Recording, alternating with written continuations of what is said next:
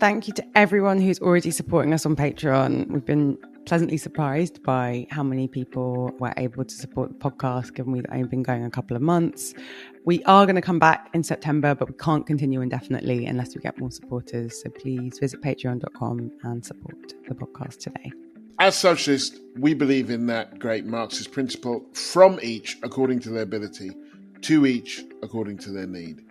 And that's reflected in the 3 levels of support we've created, because we can't speak to your ability, but we can speak to our need.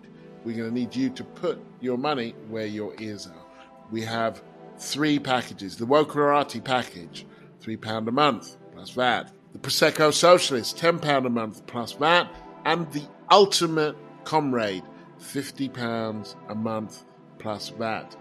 Bearing in mind, you don't have to be a socialist to contribute. You just have to appreciate what we're doing. All of the packages include over the top, under the radar weekly bonus episode, access to the WhatsApp private community.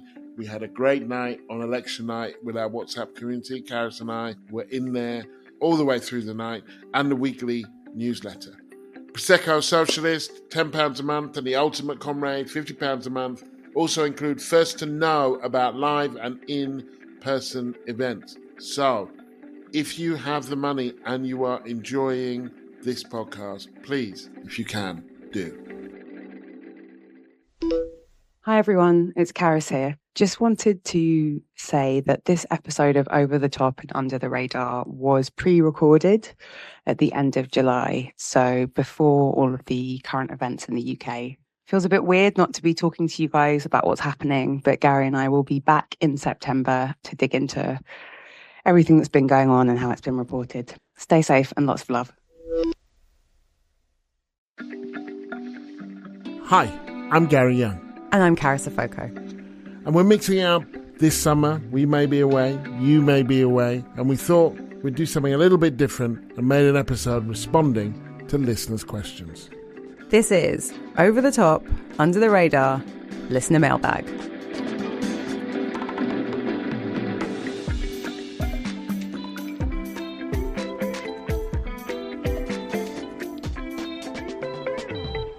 Gary! Carys! It's a listener episode. I'm excited about this one. I'm gassed. I wanted to do this. I love our listeners. This was your idea. It was my idea, which you were resistant to. I'm not going to lie. That is both unfair and untrue, but I'm used to that by now. Being maligned. Yeah, you're long-suffering, Gary. Famously long-suffering throughout our friendship. Okay, well, I'm going to read the first one because I'm guessing from their name that they're Welsh, so I'm claiming it. Came through on X, or Twitter, as it's formerly known. Rhys Evans said, really enjoying the podcast. If you were in government and could implement one policy of your choosing, what would it be? Cheers. You can go first. If it was one thing, I think the one thing that we could do, which would be consequential, would be nationalise the railways. When I did A-level economics in like 1426, it was a long time ago. It wasn't 1426. They still had A-levels in the 1400s, famously. But it was the mid-80s. We were taught, well, there's some things that you can't privatise. Among those things were electricity, water. This was in the middle of the Thatcherite era, and it wasn't like a left-wing economics, but it was very standard. Some things you can't privatise.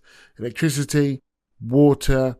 But one was the railway system, and they explained why, like, well, it has to be a national system, it has to be, and all of the downsides, because you would learn, these are the reasons why you can't. And all of those downsides have come true. It's expensive, it's crap, it doesn't work.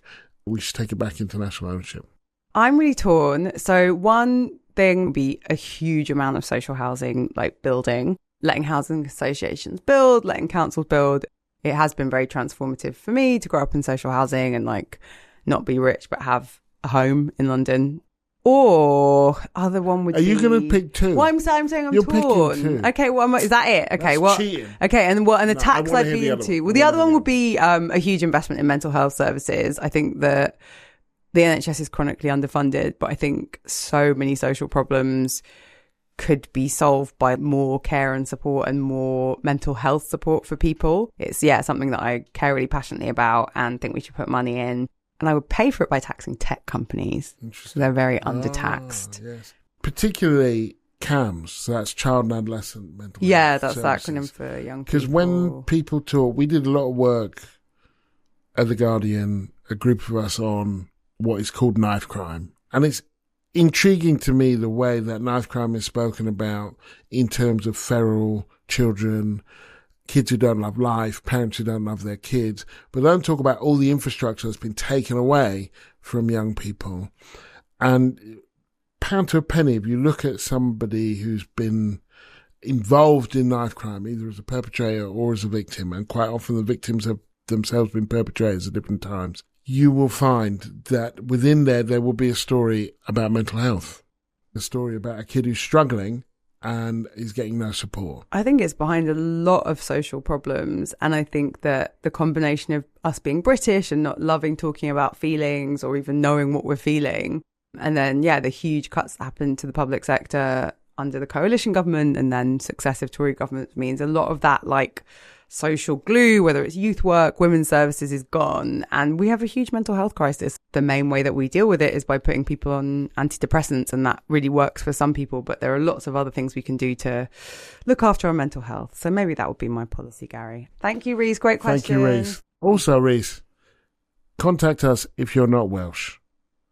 You're definitely Welsh. Reese Evans. I'm just saying. I'm not saying he is or he isn't. I know my people. That was super creepy. I'm sorry, Wales. Paul Downer. This is from, I'm just going to call it Twitter. I can't be bothered with Elon Musk nonsense. Hey, you two. Thanks for all your episodes up to this point. My question is a fairly simple one, but would love to know, where does the intro music from your podcast come from? Our producer says it's library music. Composers are Johan Svensson, Daniel Friedel, and Sven Lindvall. Sounds like Scandi. Sounds kind of Scandi. Beautiful music and social democratic protections. Thank you, Scandis. We've got another message from Dr. Mark. We don't know what he's a doctor in. I would love you to comment on the current political media moral panic about doing electoral democracy while being Muslim, and how the Trump shooting is being used to racialise and perhaps criminalise dissent and community politics in the UK. Thanks. This is a good one. What does it mean, doing electoral democracy while being Muslim, do you think? Well, I'm going to have a guess, and, Mark, come at us in the comments if we've got it wrong.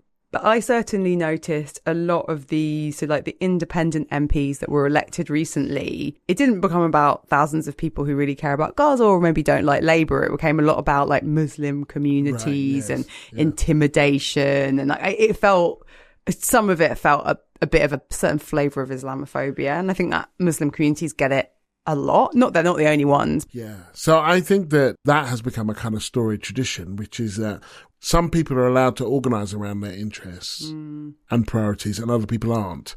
When Muslims organise, not all Muslims, but while some Muslims organise around issues relating to either foreign policy like Gaza or Islamophobia, it is understood to be illegitimate and somehow a manifestation of a kind of separatism, even something perilous for democracy. I've heard a few commentators being like, well, it's quite sinister what we've seen around this. And it's like, well, you don't get that. Like, oh, it's quite sinister. All the white people in Surrey voting as one against the Tories. It's all quite sinister, isn't it? The white people, and they're all, and I think, if you're Muslim, I'm sure you've got a lot more examples, but the ones to me that stand out are like all the stuff around Sadiq Khan's London, and then around like Tower Hamlets as well, where it just gets spoken about all the time as in like, oh, going Muslims being involved in politics is sketchy and Sharia law and blah, blah, blah. And I think it is, trying to think of a group it's worse for, but I feel like Muslims are getting it a lot, and there's a lot of coded and not that subtle sort of, as you say, this isn't a legit, how dare you as Muslims be involved in politics. These rights are not for you. I think a better example than Tories and white people would be white people and Reform or Brexit or even the EDL or something. The commentariat generally understand that as legitimate concern to the white working class, and whether they're legitimate or not, whether they're working class or not. One of the crazy ones I thought, and this isn't electoral democracy, it's just democracy in general, is if there's a cartoon or something that Muslims don't like and they come out and demonstrate and people say, well, they don't understand freedom of speech. And it's like, well, this is freedom of speech. Yeah, That's they what fully they're doing. understand it. Do you understand it? And obviously you can't make death threats, you can't do this, you can't do that. But that actually, just them coming out into the streets and demonstrating against something that they don't like is understood as them not understanding freedom of speech rather than them exercising freedom of speech. Yeah. And on the Trump thing, I don't know, because I mean, obviously the Trump shooter, as far as we know, was like a young white man. So I don't know if it has been used to racialize. I think almost he was a young white guy. He was a registered Republican. And he hasn't written a manifesto, which the media seem to be furious about. They're like, how dare you shoot someone without a nothing on Facebook. How dare you shoot someone and then get shot? Yeah. And not, where's the manifesto? Something on social media or a letter. So I don't know that in and of itself will be used to racialize. But I mean, I will probably be proved wrong over time. Yes, I'm not sure about the Trump connection, but definitely think it's really tough to be a political Muslim in this country. And be heard. Yeah. Just get a lot of shit. Yeah. So this next one, we've got a voice note, modern technology, from someone who is a Patreon supporter. I like Patreons. Amazing, over on the WhatsApp community. Hi, Gary and Carys. Thank you so much for the Over Under podcast. I feel like I found you guys just in time to guide me through this election madness. I joined your Patreon and WhatsApp group early on. The chat alone is worth every single penny. So I very much had my head turned by the Greens and Independents this election, as Starmer was, shall we say, disappointing. You both have a lot of on-the-ground political experience. How do you think the Greens and Independents should organise and grow their vote share, particularly amongst Black and brown people? Thank you. Love what you're doing. Okay, well, first of all, I'd say the main takeaway is it's great to be a Patreon supporter, so please support us on Patreon. What do you think about Munachiso? I'm sorry if I'm not saying that correctly. How do you think the Greens and the Independents should organise? How do I think the Greens and the Independents? Particularly among Black and brown people. Well, I think that the first thing to do would be that where there were Green and Independents standing, I think they should convene. The candidates, the individual candidates should call their groups for a conversation, not an indifferent conversation for, just to chat, but for a conversation to talk about, that was an election. Now we got maybe 5 years. What will we do? Let's think of 3 priorities. And that, I think, in the room you vote, there are 3 and that's what we're going to do this year. Those are the things that we're going to concentrate on this year. Let's not talk about elections. Let's not talk about PACs. Let's talk about what's going on in our community, what we can do, what we should do. And then when it comes to election time, they will know each other. They will have worked with each other. They will hopefully have built up some trust. They will have identified what the kind of problems might be. And then each of them do their own separate things, come together for those things, but continue in your own separate ways. But certainly convene. We had a moment. Let's not lose the import of that moment. Let's turn that moment into a movement. I'm going to take that one from a slightly different angle, because obviously we have a record number of Green and probably not a record number of independent MPs, because I'm sure we had loads like in the 1800s or something. I would say, Caroline Lucas showed how effective a single MP can be for a party. But if I were, and as is known, I'm a Labour Party member, if I were working, and Gary finds it hilarious every time I say it, but if I were working with the Greens and the Independents, I'd be looking for them to be caucusing in Parliament, dividing up turf on issues, being like, this is the stuff we're aligned on. Maybe it's 2-child benefit cap. Maybe it's pushing the government further on climate and starting to think, well, who will be the spokespeople on that? On a smaller note, I think as someone who's organised with Greens, I do think that whilst the party has a lot of left politics, I don't see a lot of Black and brown people in positions of power in the Greens. So to that part of your question, I would say improve representation. The Greens still feel pretty white to me, right? And if I'm wrong. And then I guess the other thing, which is really hard for political parties to do, but shouldn't be as hard for independents to do, is we learned a lot in this election about the new electoral landscape, and I think left parties should be having conversations and people should be standing down. I think sometimes there's a point of principle for political parties that they'll stand a candidate everywhere, which must be why I saw a Reform person who didn't live in the South London constituency in which I voted on the ballot. But sometimes that point of principle or having a paper candidate. Like, what's the point if you're taking votes from someone who might win? So yeah, I guess a bit more deal making and then carving up the issues for media. And now it's time for a break. Big news, we're doing our first ever over the top, under the radar live event in September. Spend the evening with us and a special guest in London from 7 o'clock as part of London Podcast Festival. For all of you outside London, if this goes well, hopefully we will do other events. If you want to get tickets, you can visit kingsplace.co.uk for more information, but we'll also pin the link to our social media channels and in the show notes. Have some fun. It will be a great event. It will also be our first event, making history. Want to support us? Come along. We'd love to see you. The event will be at King's Place, which is just up the road from King's Cross in London, part of a building that was my old workplace at The Guardian. 5th of September, lots of places for socialist snacks. It's an evening event. Gary, Carys, please come along. This is from Shane from the Over Under WhatsApp community. My question for the pod is, do left-leaning progressive movements not have enough public advocates? People who are skilled at making arguments and persuading the majority who don't tend to be politically engaged. Not sure what we'd do if we lost someone like Mick Lynch. You're in comms. I actually wrote a paper about this several years ago. And one of the findings of the paper for a think tank I worked for was that there were a lot fewer left-wing commentators, and especially, I think this has changed in the many years since I wrote it, especially doing TV and radio. I think that really has changed. But what we found was more left-wing people happy to like write a comment is free piece, but fewer happy to go on LBC and be yelled at, which is understandable. I think the left in general needs more spokespeople and more compelling spokespeople. The thing I like about Mick Lynch is I think he just comes across as very human. You've got so many politicians who like parrot talking points, sound like robots. He gets his point across. He seems like a human being, and he can do a bit of the rough and tumble and back and forth and like crack a joke. And that is a skill. My guess is it's just a skill that he has naturally. I doubt he's been extensively media trained. I think the real challenge is, finding, there are organisations that try and train up progressive spokespeople, but I think like it's not a fun gig, is it? Going on telly and being the lefty, and especially in the social media age where you can get trolls. I think it's also how do we sort of create support for those people to want to do it?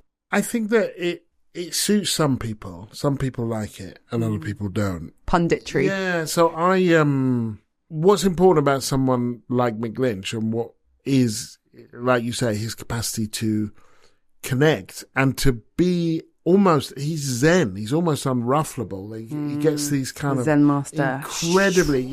incredibly incendiary Jiu-jitsu questions. And he a little private pie there. Getting into it. He gets these incredibly incendiary questions and he just kind of, he manages to kind of glide through it. And I asked him once, not in the previous podcast, but you should listen to our interview with him. It's very good. Very good. Did he have any media training? And he said, no, and I'm probably lucky that I didn't. He said, but the media training that I've had has been going to workplaces and having to make my case and being democratically elected and having to listen to people say, well, why should we do this and why we should do that, and subjecting yourself to that in many workplaces. And there is something to that.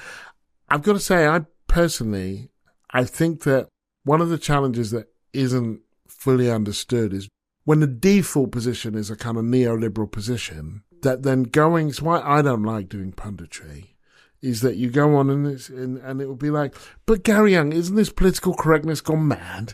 And you have 3 lines, you have 40 seconds in which to teach someone about the history of colonialism or the history of the Middle East. When the things that people know and the places that they're coming from are so weighted in one side, I find that like, well, thanks, Gary, that's all we got time for. Beep, beep, drive time. It's too infuriating. From Becca. Yeah. 2 questions. Dream dinner party guest, dead or alive, and death row meal, please. So my dream dinner party guest, I'd love Rosa Luxemburg. Ooh, that's a good one. That's a good big communist from the she was murdered in 1919, I think, by the that's a big German name. state. I'd love to hear from her. Nina Simone would be that would be someone I'd love to have dinner with. How about you? Okay, well, if we're doing a dead person, Steve Biko. South African, activist, hero, right? He wrote loads of cool stuff. He died way too soon. Again, probably killed by the state. Totally killed by the state. Yeah, that probably wasn't needed. I don't think the apartheid government's going to sue me. Just because I think he wrote a lot of stuff that I found really interesting and inspiring, and I'd like to know what he thinks about things now, although a lot has happened, so I don't know if we'd have time to cover it over dinner. Obviously, living has to be Beyonce. I'm not going to pretend I'd say anything. I'd probably just stare lovingly at her over whatever food was being served. Would you eat? I'm not going to eat in front of Beyonce unless it's like really easy finger food, but just being in her presence and like kind of soaking up her aura for the length of a dinner, I think that would be pretty good. You got a crush on Beyonce. Define crush. No, I adore her like a deity. Right. I don't know if I like fancy her, but you know, I mean, she's had a lot of my money over the years. Gary, as you know, I have many Beyonce t-shirts. I see her in concert. I've yet to buy the entire hair care range that she's put out, but they're coming for me with the ads. They know I'm susceptible. Just a big Beyonce fan. I love her work. She's a good thing for the world. And we could go on as well. But Death Row meal, what are you eating? Death Row meal. I don't know why we're on Death Row. I hope to never be on Death Row. But it's got to be Ethiopian. Ooh, injera. Injera, getting in lega tibs, which is a lamb dish, some zilzil tibs that have them. That's like, that's a bit more of a fried beef thing. If I'm going to get murdered by the state, I want to be full. Yeah. Well, you could also go Ghanaian. I might have a groundnut soup. Oh, that's nice. Or mutuo. Or like grilled tilapia they do with a nice tomato gravy. Or if it's just like, if I just want to be in like a carb coma, a really greasy burger with like bacon and cheese and like skin on fries and a really decadent milkshake, just so that I'm a bit like pacified before the bad stuff happens. Yeah. Also, that kind of meal is delicious, but like also deeply unhealthy. So don't allow myself to eat it all the time. But like, fuck it. Who cares? About to die. I really hope that never happens. I like okay, next one's yours. Gary said no maths questions, which I did on Twitter. I said nothing rude and no maths questions. That's fair parameters. It's a maths question. Here we go. Although, while it's a maths question for me, I think it's actually a maths question that you would know the answer to. What is 2 multiplied by 10 plus 1? Romeo done. See, that's not fair. I mean, that was the question, right? Is that 21 seconds? 21 seconds, so solid crew. Yeah. That's iconic. Carys will get this one because she's a real one. I am a real South one. London Thank you. I am a real one. 2 multiplied by 10 plus 1. Romeo done. I mean, iconic. And a 20 second. I once went to hip hop karaoke and someone did 21 seconds flawlessly. And it was honestly one of the best things I've ever seen. A sight to behold. I think my only maths thing that's to do with popular culture would be Big Shaq. 2 times 2 is 4, minus 1 is 3. Big maths. I don't know what you're talking about. I know how to Man's make not hot. Oh, what? Oh, man's not hot. Okay. Yeah. I know how to make boob on a calculator. This is from the school days. Just for context, listeners, I have both a GCSE and an A level in maths. Yeah. The GCSE is an A star and the A level is an A grade. Really? I got B in maths.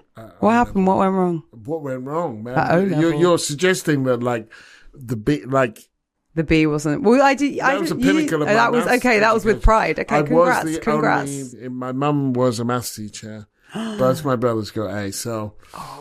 Fortunately, I'm the youngest child. So yeah, you do it how you like. My mum would stop caring. Youngest has an easy life. Come at me, listeners. The youngest lives the life of Riley. The rest of us out here suffering in the struggle life. Yeah, let's get your younger brother. Let's get Carys' younger brother. Please ask him more questions about Garage and Grime, maybe Oxide and Neutrino. Okay, and with that, I think we've done the listeners letters. Yes. So thank you. Thanks. For listening loads of great listeners. Thanks for listening. Thanks for being part of the community, whether it's the WhatsApp community, the Patreon community. We really appreciate your presence, your input, your vibe.